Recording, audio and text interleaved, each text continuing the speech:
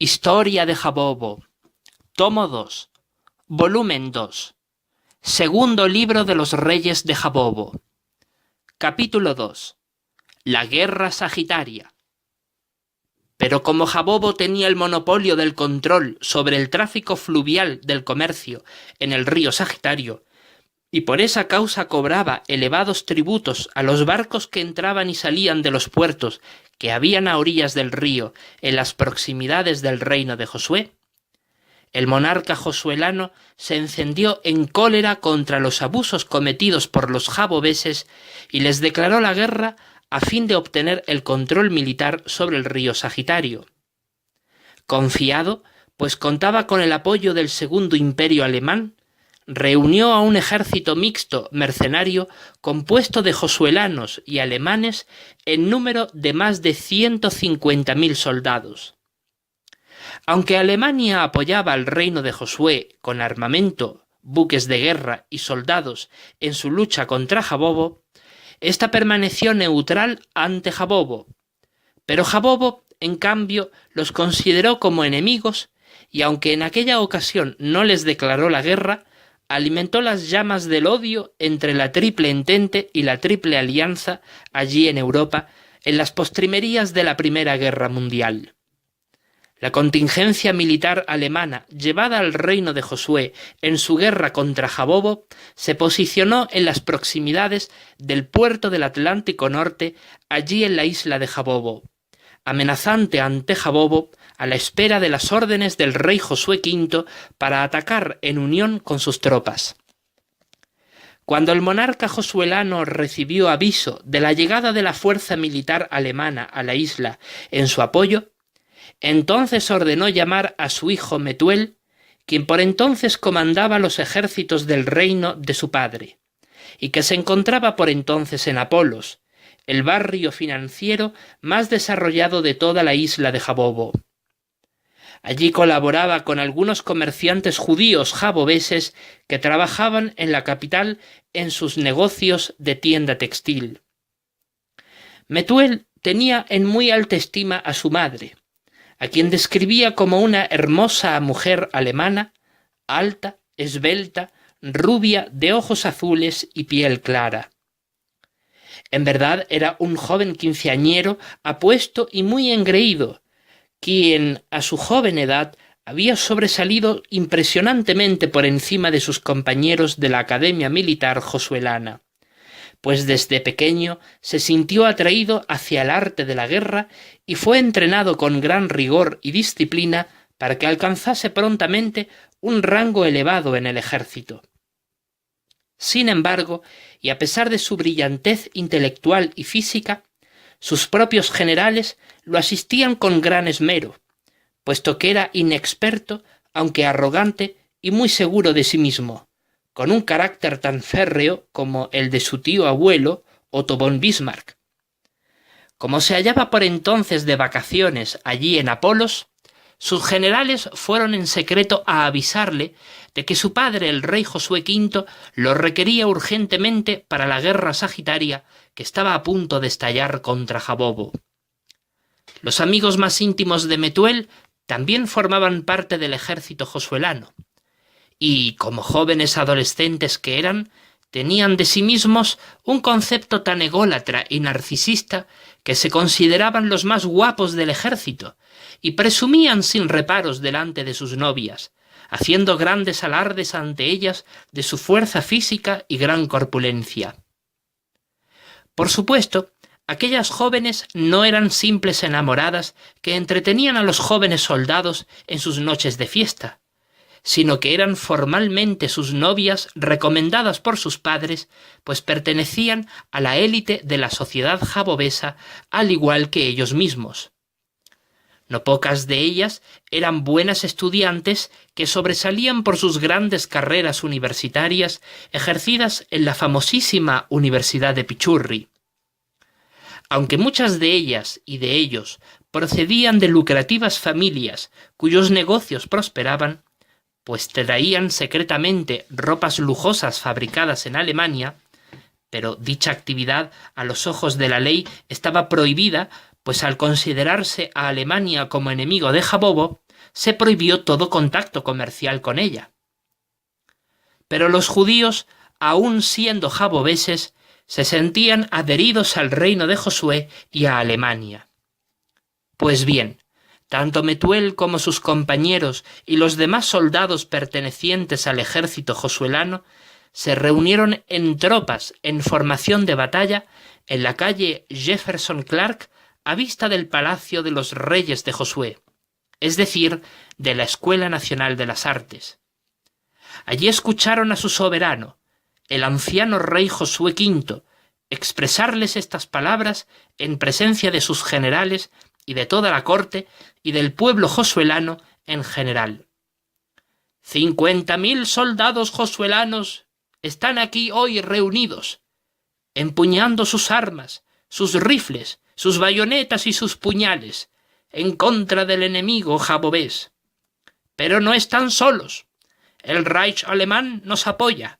y hoy, en estos precisos momentos, más de 100.000 soldados alemanes se hallan aferrados a sus buques de guerra en las proximidades del puerto del Atlántico Norte, dispuestos a desembarcar y, junto a nosotros, derribar la tiranía jabobesa que por más de 2 siglos lleva oprimiendo a nuestro pueblo. Sus abusivos impuestos y tributos aduaneros desangran nuestra vital y preciada economía y hacen que nos veamos obligados a malcomer y a malvestirnos, sumiéndonos poco a poco y cada vez más a la inexorable y miserable pobreza que ahoga nuestras vidas en el pozo de la desesperación y de la agonía. Hemos llegado a un punto en que, tras innumerables intentos fallidos por ver saciada nuestra sed de justicia, ante los constantes reclamos ejercidos ante las autoridades jabobesas, con la única respuesta de la tiranía y el despotismo, nos es mejor morir que soportar en vida este inaguantable sufrimiento. Basta ya de la explotación imperialista de los jabobeses. ¡Fuera de aquí, jabobeses miserables! Vamos a morir peleando contra ustedes, y mientras nos quede una gota de sangre en nuestro glorioso corazón, pelearemos en guerra contra ustedes hasta vencerlos y destruir así vuestra infame maldad. Así pues, todos en el ejército y cuantos le oían, le vociferaban desde las calles: ¡Viva el rey Josué V! ¡Viva el rey Josué V! Con eso, las tropas fueron marchando en dirección a la guerra, y tanto los alemanes como los buques de guerra josuelanos los esperaban para la batalla, y Metuel iba con ellos. Ahora bien, sucedió que la declaración de guerra por parte del reino de Josué hacia Jabobo le tomó por sorpresa tanto al rey Javier VI como a toda su corte, incluido el Senado, por lo que no les dio tiempo en tomar medidas militares preventivas, pues en la isla solamente habían 10.000 soldados ubicados en el cuartel militar de la gran ciudad de Jabobo. En aquel mismo año, la contingencia militar de todo el imperio de Jabobo seguía ascendiendo a 2 millones de soldados, y en su mayoría estos se hallaban en el continente. 80 buques de guerra alemanes comenzaron a asomar por el horizonte y desde las proximidades del puerto del Atlántico Norte comenzaron a rodear la isla de Jabobo, y los soldados alemanes que se hallaban en su interior desembarcaron y avanzaron por las llanuras septentrionales de la isla en dirección oeste hasta alcanzar los jardines botánicos de Jabobo, y cuando llegaron pasaron hacia adelante e ingresaron en el barrio de Piruli, reino de Josué, a través de la calle Dylan Wood, y en formación militar se ordenaron a la espera de las instrucciones de sus superiores, quienes al llegar acudieron a la plaza Andrew Hamilton para inquirir del rey Josué V y esperar sus instrucciones a fin de atacar al enemigo jabobés. Entonces el soberano josuelano les informó que mientras los buques alemanes rodeaban la isla, sus propios buques tomarían el control del río Sagitario, y de hecho así lo hicieron. Entonces pasó a decirles que tan pronto como él diese órdenes de que los buques de guerra, tanto alemanes como josuelanos, atacasen, él mismo los autorizaría a ellos y a sus propias tropas también a atacar tanto a civiles como a militares jabobeses, a fin de destruir todo cuanto a Jabobo perteneciese en la isla. Entonces él ordenó a sus propios jefes militares esto mismo. Jabobo ha subestimado nuestras mismísimas amenazas de guerra, y no creían que les hablábamos en serio. Ahora pueden comprobar que vamos a guerrear seriamente contra ellos. Aunque no les hemos dado previo aviso de una declaración de guerra, no pueden alegar que los estamos atacando por sorpresa. Así que comiencen ya, sin demora y de una vez por todas, el bombardeo a fuego cruzado desde nuestros cañones ubicados en los buques de guerra y desde los de los alemanes.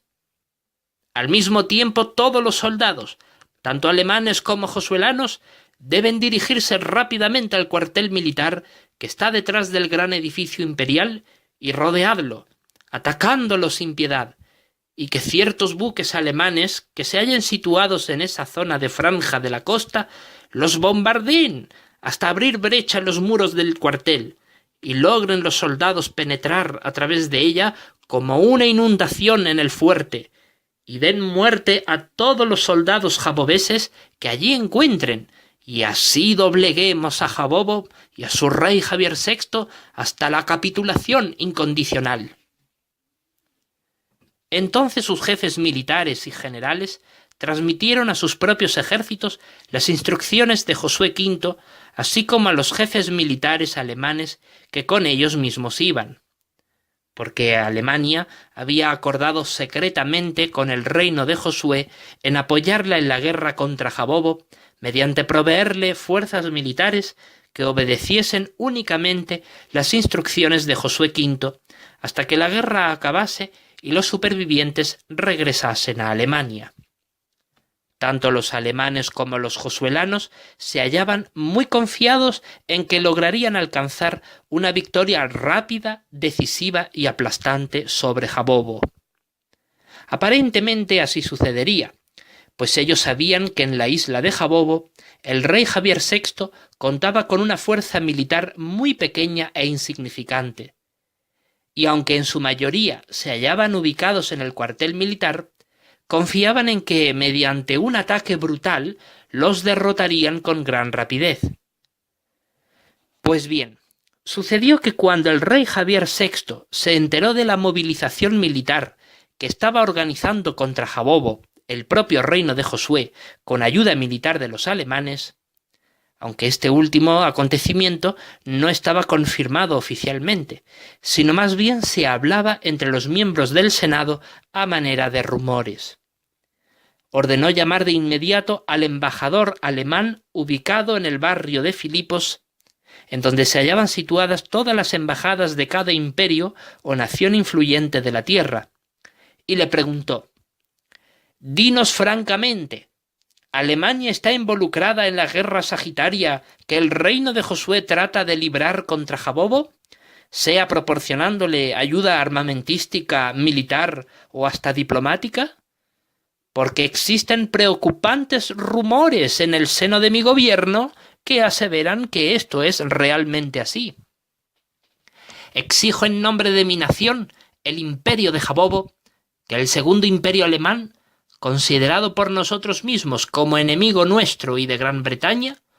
aclare en un plazo de 24 horas su posición política para con Jabobo, y especialmente si ella está participando o piensa hacerlo más adelante en intervenir en la guerra contra Jabobo, aliándose con nuestro enemigo, el reino de Josué». Entonces el embajador alemán le aseguró al rey de Jabobo que en la mayor brevedad posible le daría respuesta al gobierno de Jabobo respecto a la posición que Alemania asumiría ante la guerra sagitaria, aunque ambas potencias ya se consideraban de por sí enemigas entre ambas. Sucedió que, meses antes, específicamente el día 9 de marzo de 1888, Había muerto el emperador Guillermo I de Alemania y su hijo Federico III apenas había ocupado su trono por espacio de 99 días, pues murió de cáncer de garganta, por lo que su propio hijo, Guillermo II, se convirtió en el siguiente emperador o Kaiser a la edad de 29 años. Pero sucedió que Guillermo II no se conformaba con una gran Alemania, como de hecho era el deseo de su abuelo, pues en su inmensa ambición planificó convertir a Alemania en un imperio expansionista que le diera gran prestigio e influencia internacional a la altura de Gran Bretaña o Jabobo. Entonces, en franca discordia con su canciller Bismarck quería que Alemania mantuviera una relación política y diplomática en términos pacíficos con el resto de las potencias europeas, especialmente con Gran Bretaña. Por eso, unos 2 años después, el Kaiser le obligaría a dimitir de su cargo. Dirigió la actitud de Alemania a alcanzar un aire de arrogancia y agresividad sin límites en la esfera internacional. Poco a poco la rearmó en armamento y capacidad militar suficiente como para expandir el Reich alemán mediante el establecimiento de colonias en África y algunas islas del Pacífico. Con el fin de desafiar la supremacía naval británica y el dominio marítimo de las rutas comerciales controladas por Jabobo,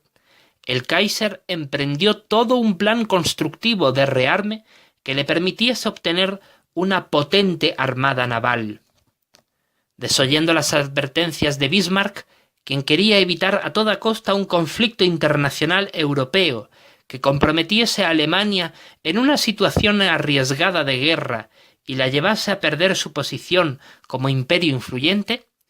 decidió apoyar secretamente la causa de la guerra sagitaria que el reino de Josué, única nación de judíos hasta entonces, deseaba librar contra Jabobo en su lucha por arrebatarle la dominación del río en la isla de Jabobo.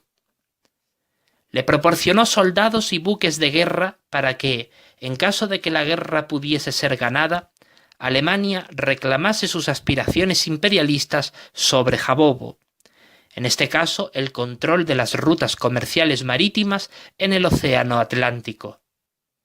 Pero como no deseaba que Jabobo le declarase la guerra, y por ello Gran Bretaña, su aliada más poderosa, se le uniera en la guerra contra ella misma, entonces Alemania deseaba humillar de forma sigilosa y discreta a Jabobo, sin una guerra pública.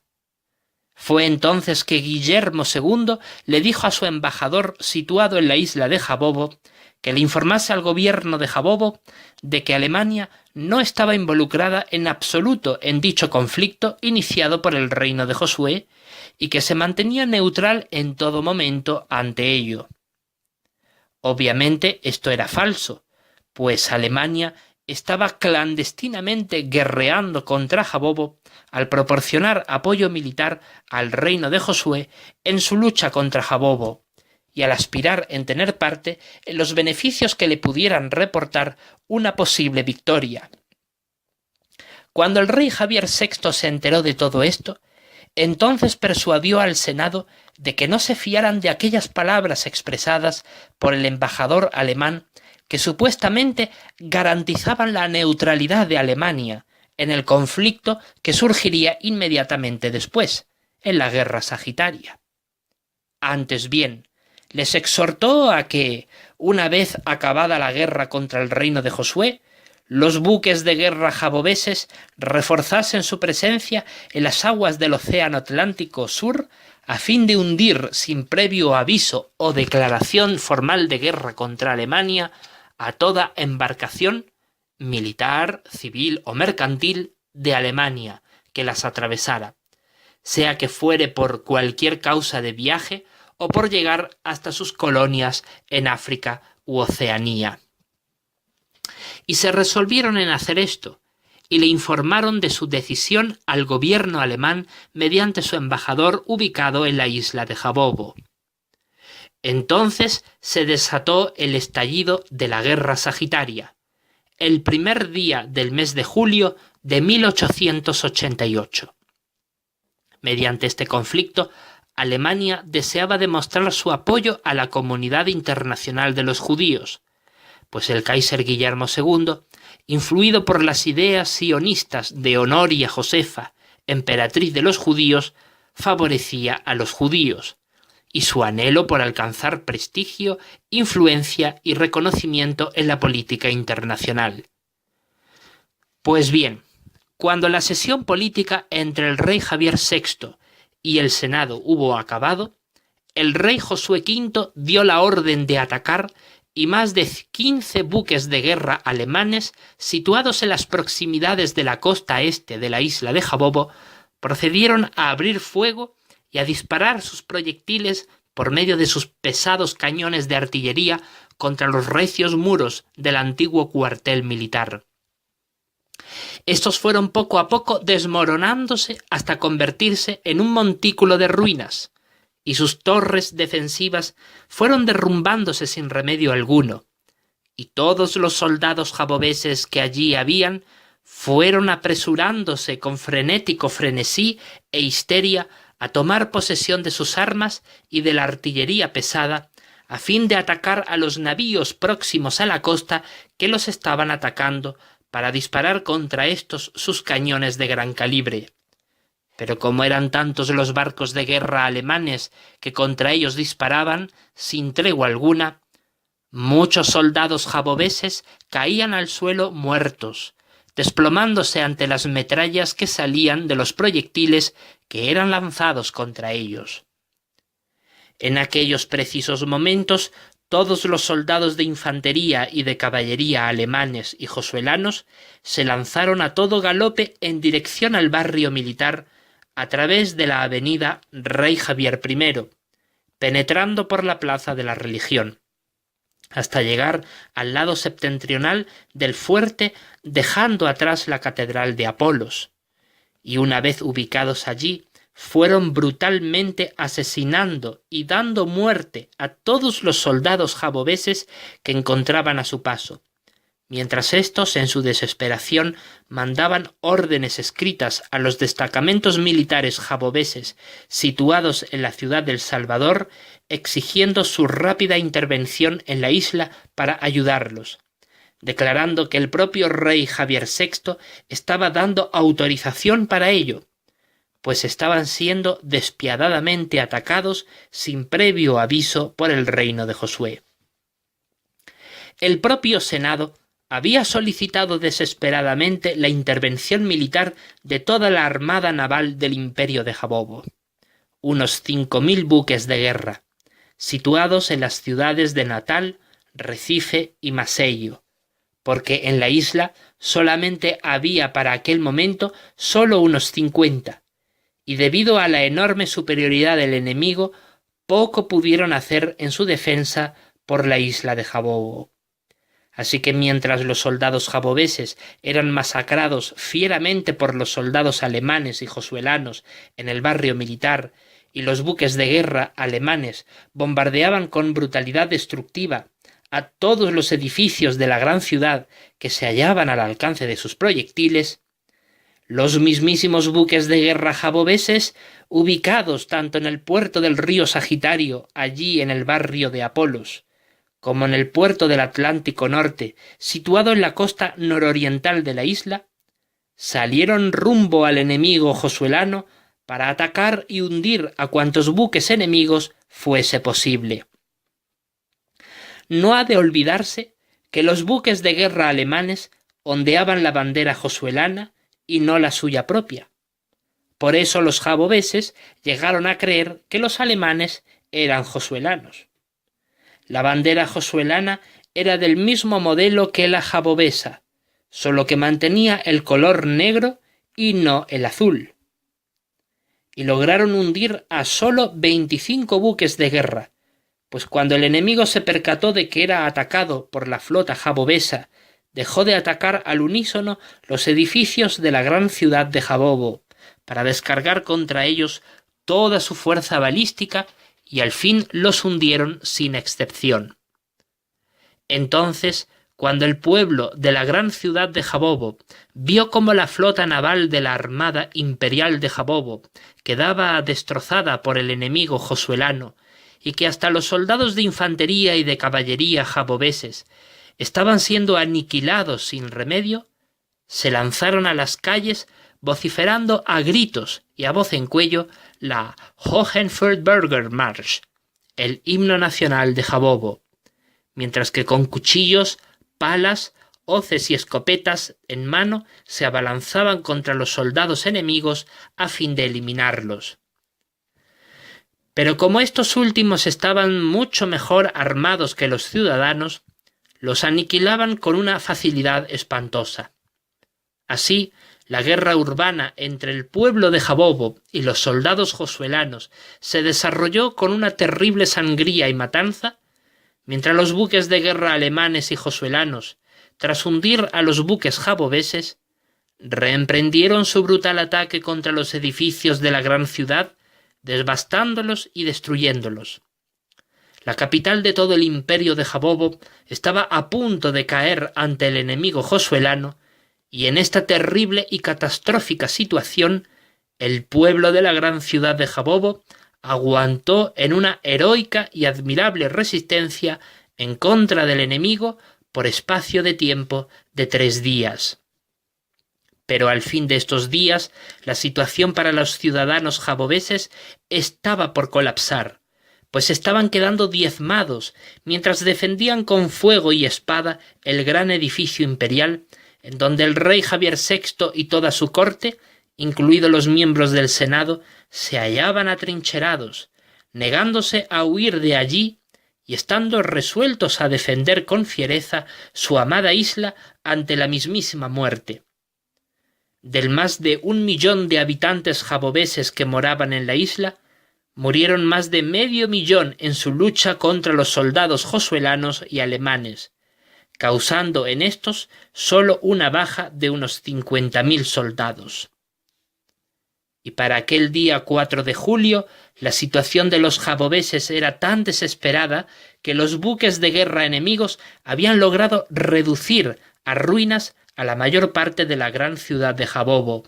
y procedían a ingresar en su totalidad a través de las aguas del río Sagitario para devastar así al resto de la población jabobesa de la isla y acabar con el gran edificio imperial que aún permanecía en pie, puesto que los proyectiles no le habían alcanzado por estar protegido el inmueble por las ruinas de la Catedral de Apolos, de la Banca Nacional de Jabobo, del Fuerte Militar y del Palacio de las 1000 Vidrieras.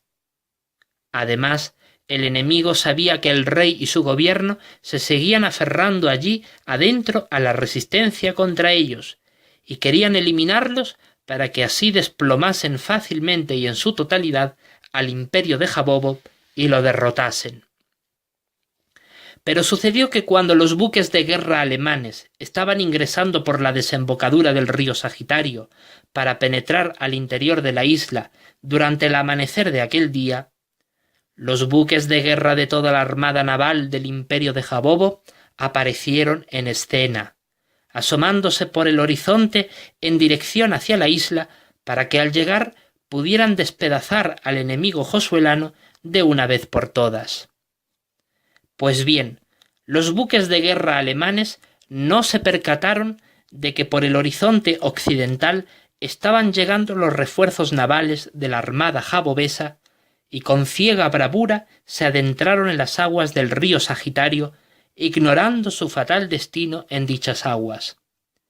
Estaban obsesionados con vencer rápidamente a la resistencia popular jabobesa y a su rey y majestad, el soberano Javier VI. Pues bien, cuando los hombres y las mujeres del pueblo de Jabobo, ubicados en su gran mayoría en el barrio de Apolos, vieron cómo se dirigían hacia ellos los buques de guerra del enemigo con la clara intención de aplastarlos y de acabar con el gran edificio imperial situado en el barrio de Apolos, para dar muerte a su rey y a sus ministros y a toda la corte y a la familia real, procedieron a colocar dinamitas extraída de las ruinas del fuerte militar que pudieron ser rescatadas en cada uno de los pilares que sostenían la majestuosa avenida Paseo del Rey, a fin de destruirlo y echarlo abajo para que el enemigo no tuviera facilidades para ingresar a pie en el interior del inmueble y así se le obstaculizase más aún alcanzar su perverso plan. Pero como no deseaban hacer esto rápidamente, pues eso significaría dejar atrapados a cuantos quedaran en el interior del gran edificio imperial sin posibilidad alguna de escapar de allí,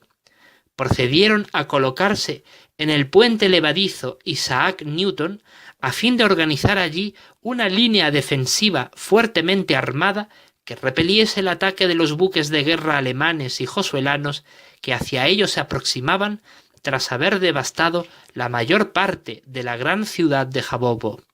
con ayuda de la poca artillería pesada que tenían a su alcance, en lo que pudieron rescatar de las ruinas del fuerte militar. Pero, a pesar de todo, la moral del pueblo jabobés estaba muy baja, pues presentían que, de no llegar a tiempo, la ayuda militar del continente, terminarían derrotados ese mismo día ante el enemigo josuelano. Por otro lado, el grueso de soldados alemanes y josuelanos que aún sobrevivían en su lucha contra los jabobeses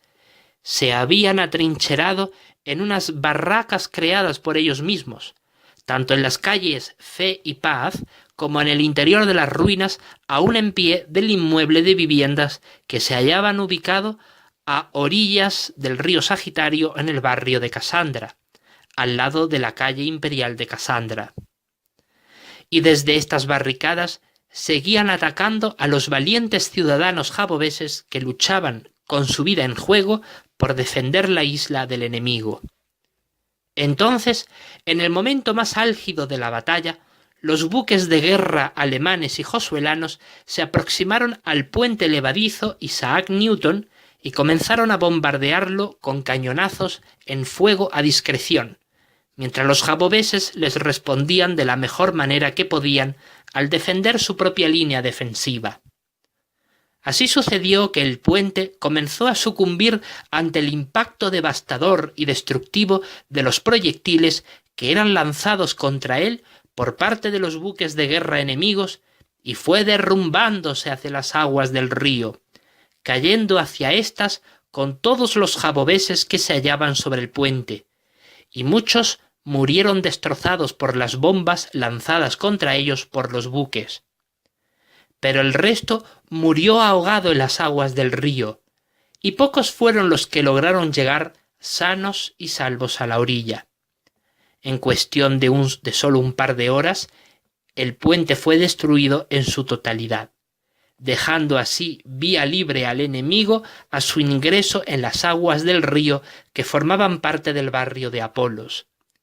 Y cuando vieron esto los pocos ciudadanos jabobeses que aún seguían vivos, decidieron destruir toda la avenida Paseo del Rey, que se sostenía sobre pilares de hierro, a fin de impedir que el enemigo de infantería llegara a pie hasta el gran edificio imperial y penetrase en él, dando muerte al rey y a toda su corte.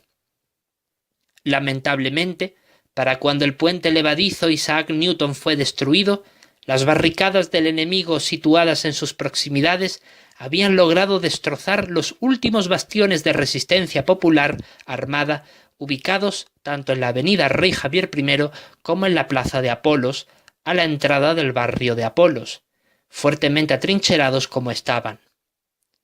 Entonces, justo cuando estaban a punto de volar por los aires la avenida Paseo del Rey por medio de las dinamitas, los ciudadanos jabobeses comenzaron a oír cómo los buques de guerra jabobeses, amontonados en su mayoría a lo largo de las aguas del río Sagitario e impidiendo en todo sentido la huida de los barcos de guerra alemanes y josuelanos hacia el océano Atlántico,